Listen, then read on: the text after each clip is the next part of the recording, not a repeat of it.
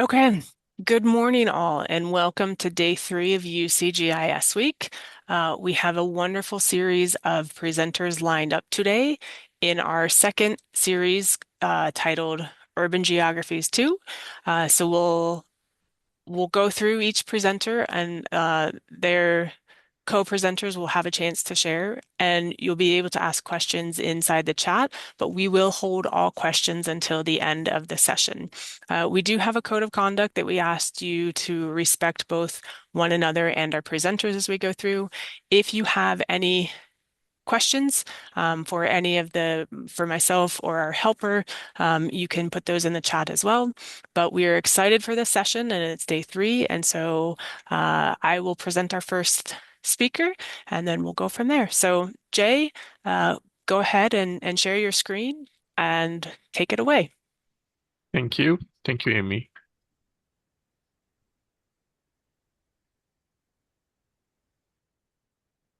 Are you able to see my screen?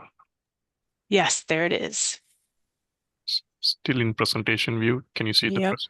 Okay, So now we're actually seeing your speaker notes slides. okay, 1 second.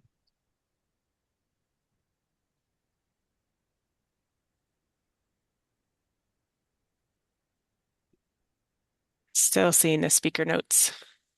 S- There we go. Sorry about that. No, no worries. Hello, everyone. My name is Jay Sivaraja, and thank you for the opportunity. I'm really excited to be presenting this solution myself and my team developed. And this whole thing came about, first of all, so my name is Jay Sivaraja, and I'm the founder and the chief analysis, post-processing analysis to improve the accuracy, vetting the final output, and then finally calculating the solar potential and vegetation coverage. So to identify the parcels, we use California Farmland Mapping and Monitoring Program data to identify developed areas throughout the state. We then use statewide parcel data to look at parcels that are greater than 10,000 square meters. And then this is kind of a more zoomed in view. We also used Microsoft AI building footprint data to erase out rooftops. And then that leaves us with the parcels that we are doing our analysis on. And you can see here, using this process, we're able to get rid of a lot of residential areas as well as undeveloped lands. And so then using that parcel data, we extracted by mask the infrared imagery. And this is the imagery that we use to create training samples on and then eventually run our image classification system. So we created 6 classes for training samples, parking lots, trees, vegetation, barren, warehouse, roofs, and water. And then the output of our image classification system can be seen here with parking lots in black, green representing vegetation and trees, the beige color representing barren, and the blue representing water. And so after that output, we use some post-processing steps to kind of improve the overall accuracy and just to get cleaner polygon shapes, which we use for our solar analysis. And then this is the output. In purple, we see the parking lots after they've gone through the post-processing steps. And after that, we then manually vet the parking lots to, ensure that the output would actually be suitable for solar development. We run into a lot of areas such as, warehouses with lots of semi-trucks or industrial areas where, parking lots are there, but they wouldn't necessarily be suitable for solar development. And so in a lot of those situations, it just has come down to personal judgment for some of these edge cases. And so after we identify the parking lots, we then calculate the percent vegetation cover. And so using the original classified image, we take the area that was classified as vegetation, grass, or barren, and then divide that by the total parking lot area to get estimate of the total vegetation coverage, and that is just to kind of understand which parking lots, might have more trees on them or would be more difficult for solar development. And then next we calculate the solar potential. So we found the solar radiation for the entire state, and then subtracted the cloud cover to get the solar radiation actually falling on the land. And then we repeated this process for all 12 months, and then summed up the yearly solar radiation, multiplied it by a constant to represent the usable wavelength range, and by another constant to represent the solar panel efficiency, and that results in our calculation for the yearly potential solar panel production. And so this project is still ongoing. We have processed and analyzed all the data, but we are still going through and vetting them, and that's kind of the most time-consuming process. So far, we have vetted 24 out of 58 counties in California, which you can see in green on the map to the right. And we're also looking to lower the minimum mapping unit to encompass more parking lots, because right now, the minimum mapping unit we've been using is 40,000 square meters, or just under 10 acres. So we're just looking to lower that to look at more parking lots. But so far, our preliminary results for the SACOG region, which encompasses Yolo, Sutter, Yuba, Placer, El Dorado, and Sacramento counties, we found 370 parking lots that were larger than 40,000 square meters, with a total area of those parking lots of 29,897,425 square meters, or around 11 and a half square miles. And, that's a lot of area, and we really want to, looking at the solar potential calculations, we can see that there's a lot of solar potential. There's, assuming total coverage of these parking lots, there's 9,432 megawatt hours per year. And then, maybe a more realistic estimate of 50% parking lot coverage in solar panels would result in 4,716 megawatt hours per year of energy production. And the largest 75 parking lots with 50% coverage would have a solar potential of 200 megawatt hours per year.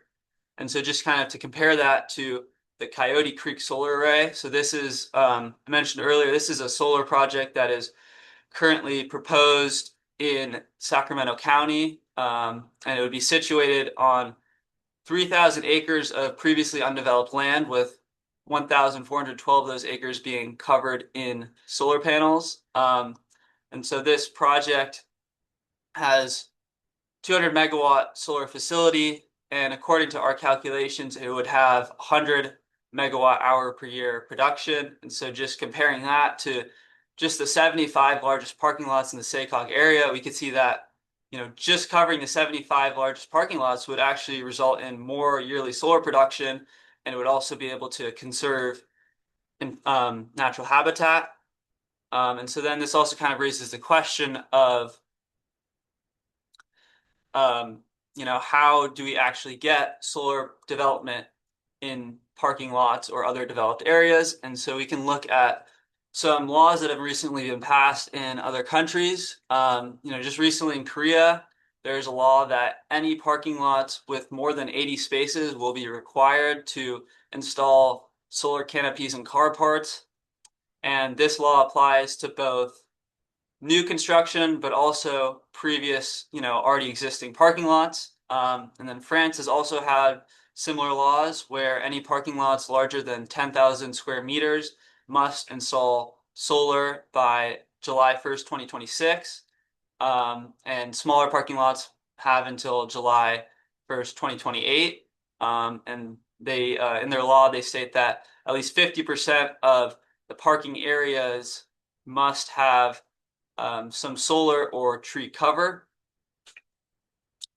And then our research also has potential for further study. These large-scale mapping of parking lots could also be used to look at land use planning, urban heat island, or rainwater infiltration. And then just kind of some general limitations. One of the issues with our project is that there's not a lot of great statewide data.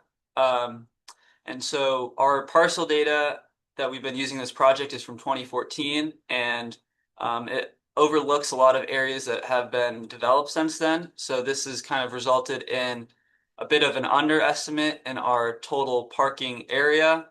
And so that's something that we're trying to rectify, but it's difficult because there's not great statewide data. Another thing we're looking to do is we're looking to lower the minimum mapping unit to account for much smaller parking lots because the minimum mapping unit of 40,000 square meters overlooks a large percentage of parking lots, and by lowering that, we're able to get a more accurate understanding of all the parking lots.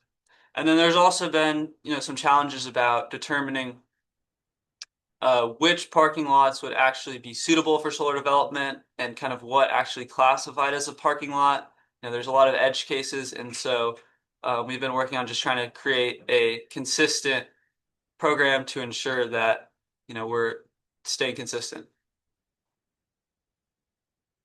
Yeah, thank you. Avery, great presentation.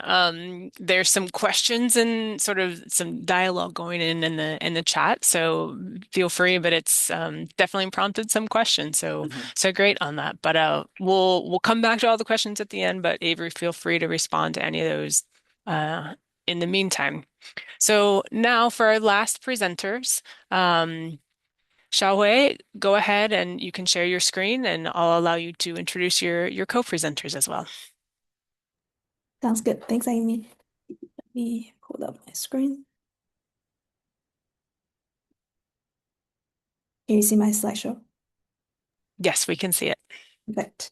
All right. So hi, everyone. I'm Jiahua Chen. I'm a PhD student with the Department of Geography at UCSB, and today I'm joined by Xiaofeng Cai and Mu Yan to present you this work that we have started since this summer. So Xiaofeng and Mu Yan are undergrad researchers on this project, and now they are at grad schools with U Chicago and University of Pennsylvania. So today we're presenting you assessing point of interest data quality with street view images. And we specifically focus on completeness, accuracy, and temporal lag. This is a work in progress. So today's results is going to be mainly qualitative, but we're hopefully that we can provide some kind of different perspective to using POI in spatial analysis in general. So for those that are not familiar with point of interest, these are what we call third places that are nor home or workplaces. So these are places that you would go to, for example, schools, retails, hospitals, bars, things like that. And why the data quality matters? Because we do see a trend of number of spatial research using POIs in their analysis, and more specifically, urban analytics. And you can see that since 2010, it really kind of picked up recently, and we have over 150 papers published every year relying on POI data sets. And these data sources include one of the most popular ones was from OSM, OpenStreetMap. There's also researcher pulling data from Google API. And in a more Chinese context, and also where a lot of these POI studies come from, they use POI dataset from China. One of them is from AMAP, the other one is from Baidu. There's also other types of POIs, including those from Yelps that comes with check-in data or with review data. And those are also available around. So what do they use it for? So there are a couple different ways that researchers can approach POI data sets. One of the easiest and most aggregated way of using them is density and diversity. So these are usually used to proxy where's the urban core, try to understand the land use. And with more sophisticated algorithm, people use them for clustering to infer urban functional zones, or to measure accessibility to evaluate where is the food desert or where is food swamp without accessible ways to grocery and things like that. And there's also increasing trend that researchers start to put POI panel data and try to understand whether there is this kind of resilience in retails and what kind of factor driving them. And there's also people using them to understand industrial agglomeration. However, there are some kind of very common errors under POI datasets, which is kind of common across all kinds of spatial datasets. And some that are specific to POI is that there could be positional inaccuracy, so they're far away from where they're actually located. Wrong or inconsistent categories, missing stores. Basically, there's incomplete records of places. And there's also could be temporal lag in the addition and removal of place. So for example, if a place got demolished or it was shut down, it might take time for them to actually reflect in the POI datasets. So our question is really try to go into this POI dataset and try to get a sense of what is actually happening, how accurate they are, and how much, if there's a lag, how much lag are in there. And lastly, how consistent are these POI dataset across the year so that we'll be able to have a better measurement of the resilience of stores. So we chose to look at POI dataset in China and a specific city called Guangzhou. We did this because we do see increasingly numbers of research from this general area that we're using POI to infer spatial clustering and also to inform policy making. So we think that there's a significant impact of how this POI quality can actually impact, have significant social implications. Another reason we look at China is because a lot of the current research that actually quantify the quality of data sets almost solely look at developed country contexts where extrinsic or referenced data sets are available. So in a lot of in general, less developed area, a full extrinsic data set is usually not exist. So that's why we try to generate our own ground truth data set using street view imageries. So here we try to evaluate the POI data set from one of the major platform by comparing to a ground truth imageries provided by another mapping service company. Of course, we are kind of limited to the ground truth that are captured in street imageries, but this is one of the best historical ground truth data that we can have. So moving on, I'm going to present you how we generate generate our ground truth data sets and how do we compare them.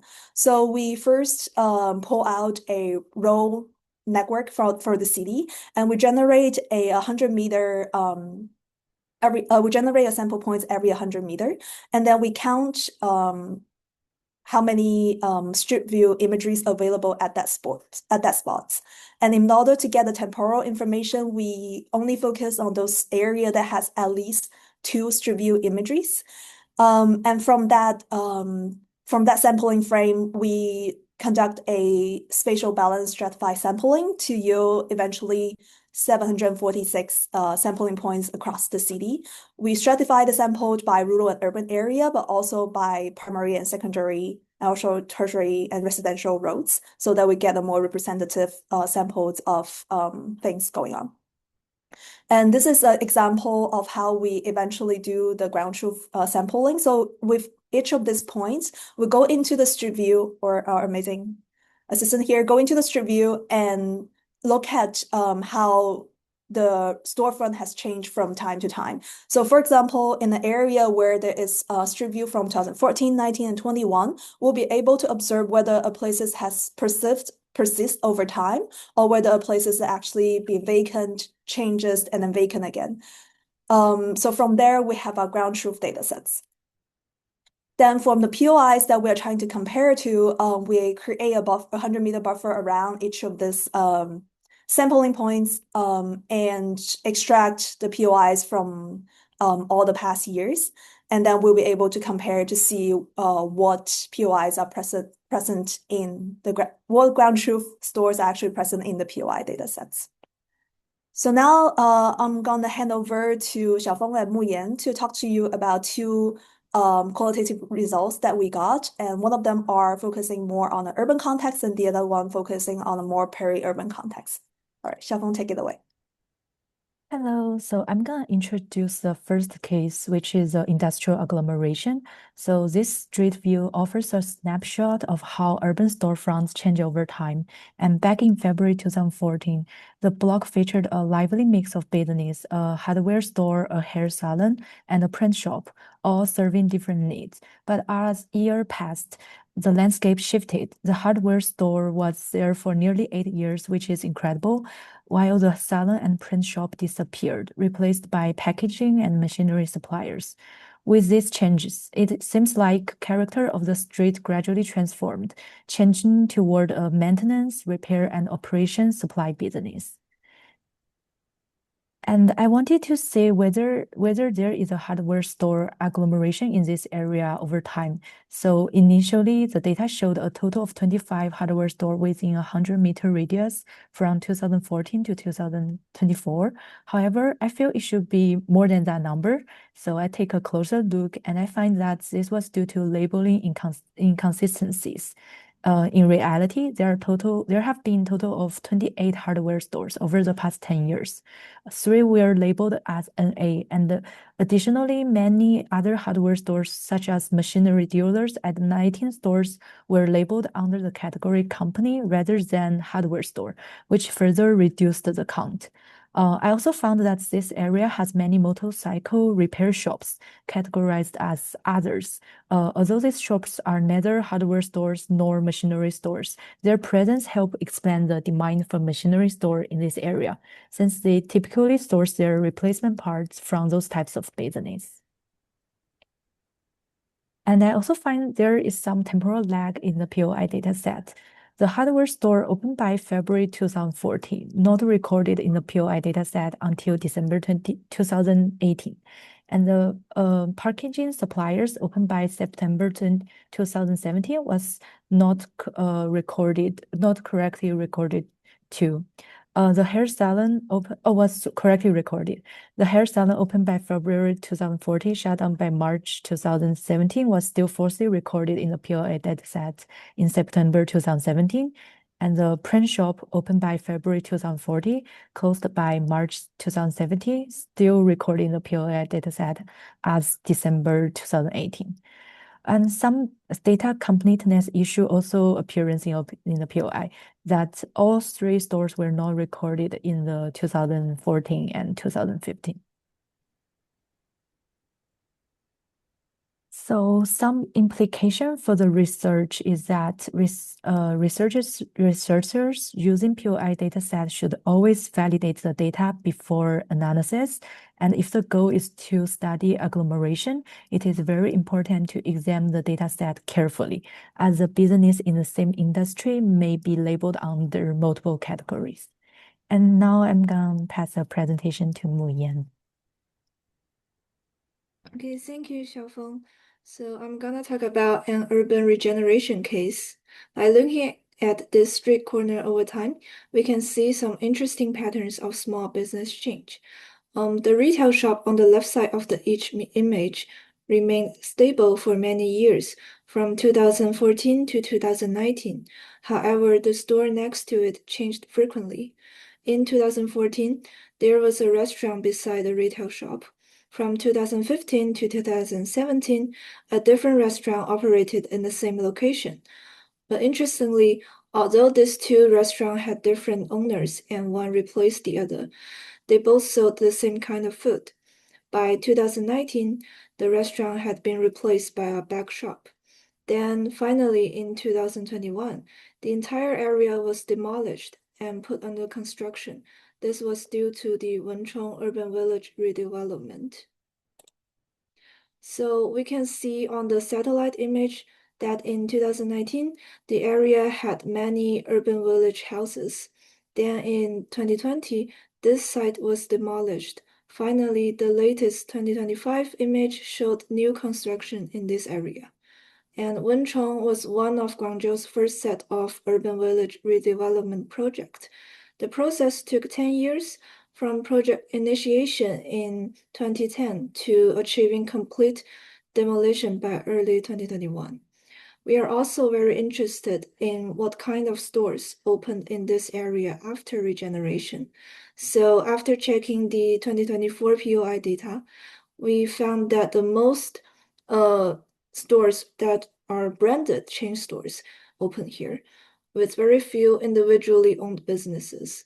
But before 2019, many stores here were individually operated, such as hardware store, flower shop, local food store. And the gentrification did change a lot of the commercial nature of this place.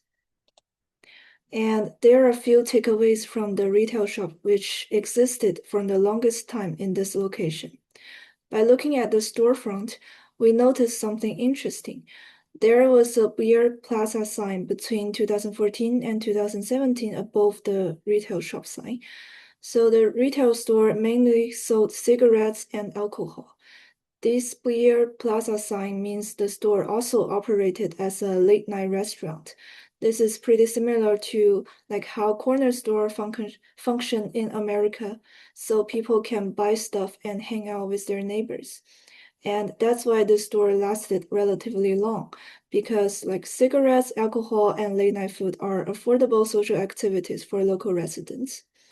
Then the impacts of this redevelopment can be reflected in the temporal lag we observed for the retail shop. So for addition lag, the retail shop was opened by December 2014, but it was not recorded in the POI dataset until September 2016. This shows an addition lag of at least 2 years. For removal lag, the shop was demolished by February 2021, and the POI was removed between December 2020 and December 2021 due to the urban village redevelopment demolition. But it was still recorded in the POI dataset in December 2022. We assume this may due to a data glitch, or the store reopened only in 2022, which is not a very valid hypothesis. And looking at the completeness and positional consistency for this location, we find two main issues. First, Restaurant 1 never enters the POI dataset. And second, position adjustments occurred in 2018 and 2019. For the completeness table on the left, the business at this location are recorded relatively completely in the POI dataset. We see that in 2014, 80% of the businesses were recorded in the dataset. From 2015 to 2021, completeness are all 100%. For positional shifts to the right, the retail shop experienced a 7-meter shift in 2018 and an 11-meter shift in 2019, with a total shift of 18 meters. And the back shop shows a 3-meter shift in 2019. So what does this POI dataset mean for our future research? First, for resilience studies, which we can track businesses that opened for over 5 years, just like the retail shop case. We wonder, can we really track businesses' resilience using POI data?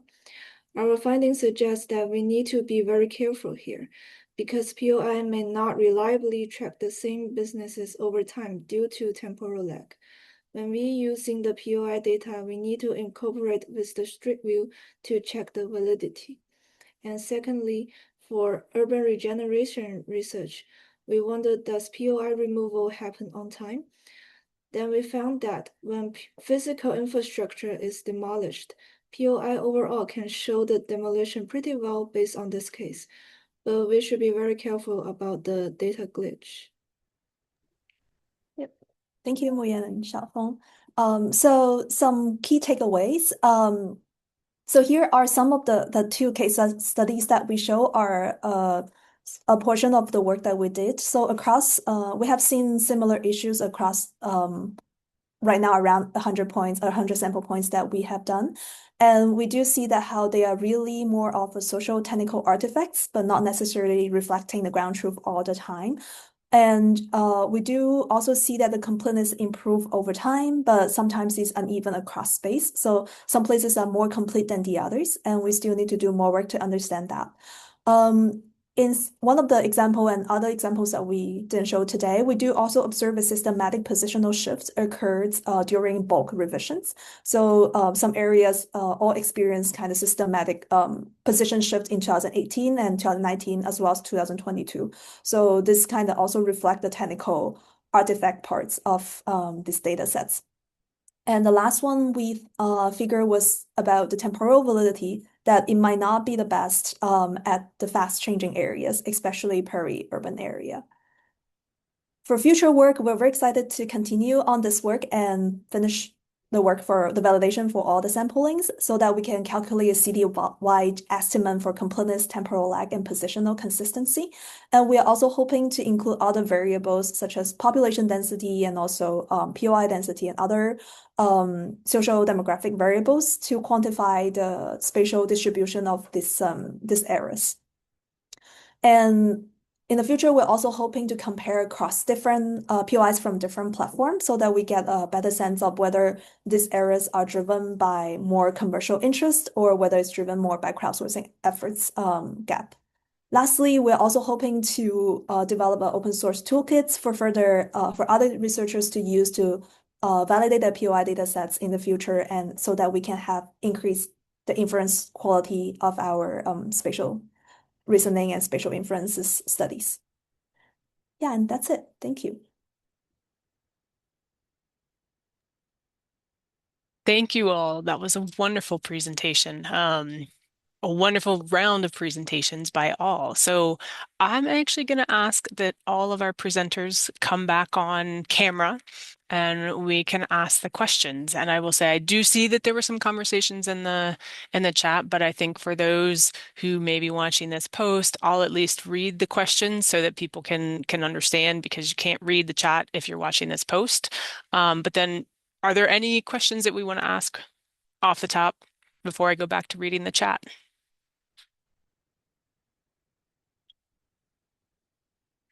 Okay, well, I'll start on one. So from Clancy to Jay, are there concerns about poachers using this data to find places to capture, kill the animals? I understand that it's not live, but do you think poachers could use it to find high traffic areas or migration routes? And mapping endangered species, plants, this is a concern we've encountered before. Jay, I'm happy to read your response, or I'm happy to allow you to read it in your own words. Yeah, thank you for the question. Good question. So as you see, most of the data sets you'd see on the web application is like 7+ years old. Some are even 15 years old. So any data set the researchers upload, they got to get the approval from the wildlife department, and only then can they upload it. And also, when you upload the data set, you have an option to say if it's publicly viewable or not. If there is a sensitive data set, or if there's a newer data set they don't want the public to see, they can mark it as not a private test setting there. Then only if you have the credentials, you can see that data. If not, you don't. So Jay, in thinking about that, right, is like 7 years, what's the reasoning for 7 years? Is that like there's like a significant shift in perhaps maybe the migration patterns of elephants, or it's just like how do we come up with that number? I'm curious. Possibly one of the scientists would be able to answer that. I'm not too Okay. sure. But it is a small country, so people kind of know where the elephant moves. And the Southeast Asia is like that. Most of them are smaller areas, so they have known migration paths, I believe. Yeah, fascinating.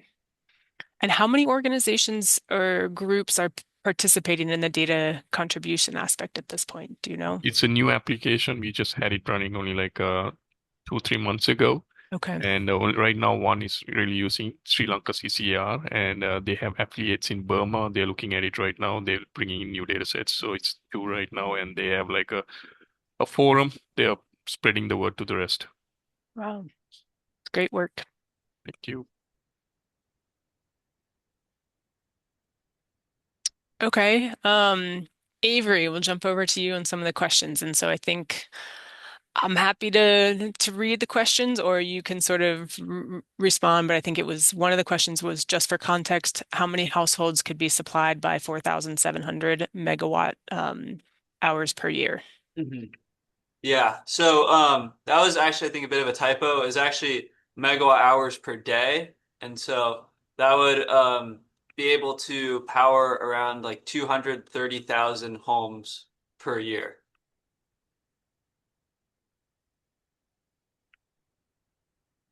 I don't see any other questions.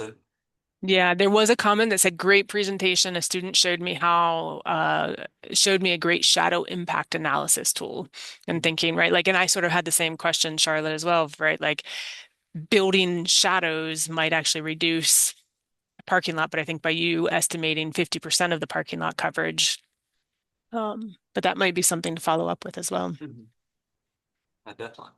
And I'm curious too, so with that, and it's thinking about, right, and you talked about the urban heat island or those parking lots that have vegetation cover, and it makes me think about some of those other countries where they're mandating, right, that parking lots have solar installed, of sort of this balance between having solar panels and then also allocating a percentage of your parking lot to support vegetation cover where it's not necessarily right next to the solar. But I don't know if that's sort of a factor in any of this at all, but Yeah, definitely. So, I mean, that was part of why we wanted to calculate vegetation percentage, is just to kind of highlight, some parking lots that might already have established trees, and try and, keep those there and focus more on solar development on parking lots that, don't have any vegetation. So that was definitely part of the process. And then also just kind of, the Hernandez lab has also worked on kind of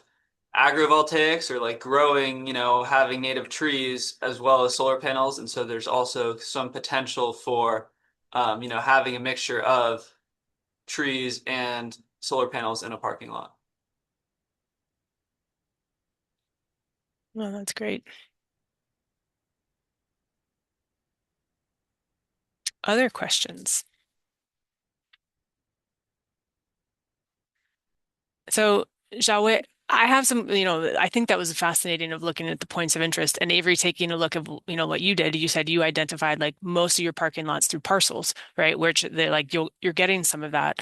Um, but it made me think about, did you see differences between the different platforms? And I'm also thinking of if you were looking at the different platforms, or I guess the point of interest, were there also differences in the categorizations that may be used? Because I'm thinking about like the platforms of how certain things are categorized in one versus the other.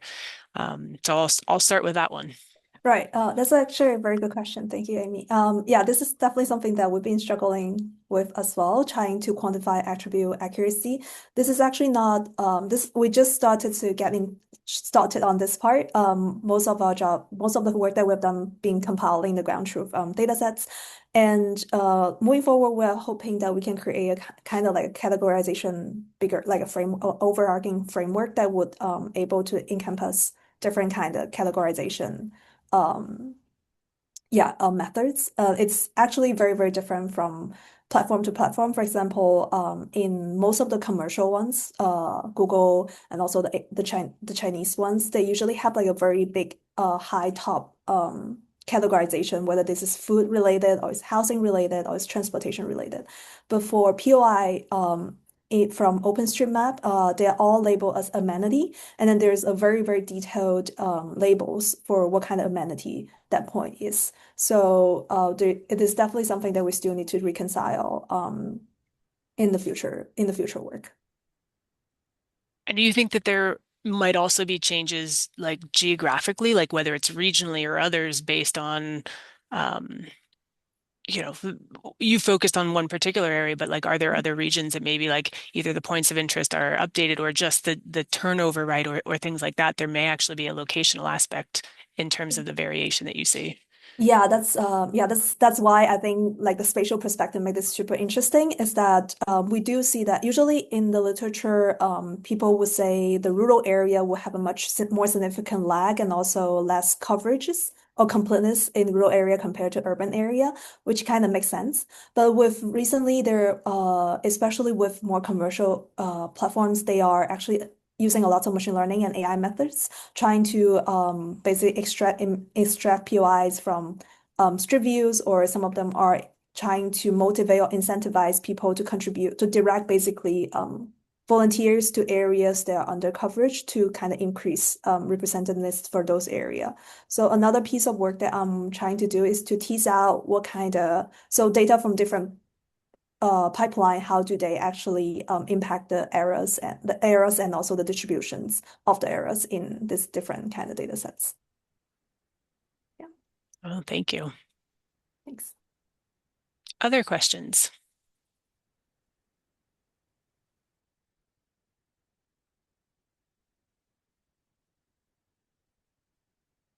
Avery, I do have one more in thinking about, right? We're seeing other countries sort of require parking lots to install solar, sort of moving forward, but also historically was rather fascinating. Do you see that happening anywhere, sort of in the near term, anywhere here? I don't know. I mean, I am aware that in California there have been some changes to metering for residential solar, and that has kind of negatively impacted a lot of people, trying to put solar on their rooftops.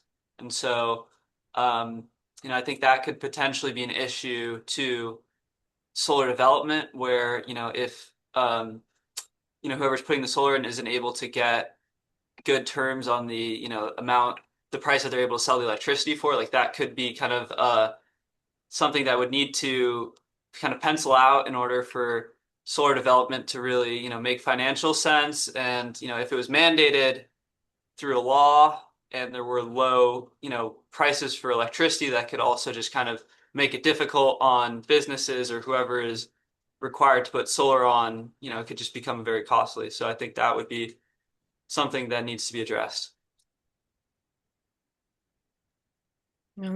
Thank you. I actually have a quick question for Jay. I was just wondering, so you were saying you are framing this tool as a or this WebGIS very cool platform as a way to support decision making. And I was wondering this time lag of 7 years, how do you think this kind of time lapse gonna like impact policy, and what kind of question can they ask or answer with like a older data sets?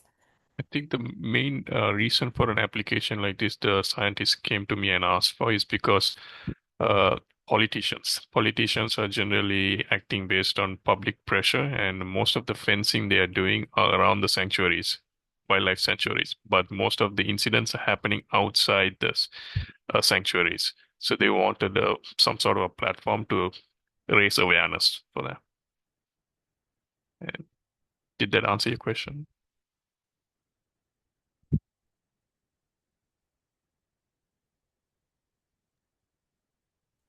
I'll give everyone another minute to think of another question if they have any. But I think this was phenomenal set of presentations, again, as we've seen all week long. But as Maggie has posted in the chat, if you take a minute to provide feedback on these presentations or any throughout the week, I think also check out our virtual gallery. And so if you're still interested in submitting stuff, right, of showing these projects that are happening across the UC system, right? Being able to sort of explore more, could be a static poster, could be an interactive piece. So any of those to keep in mind. And also participating in the mapathon throughout the week. You have until Friday.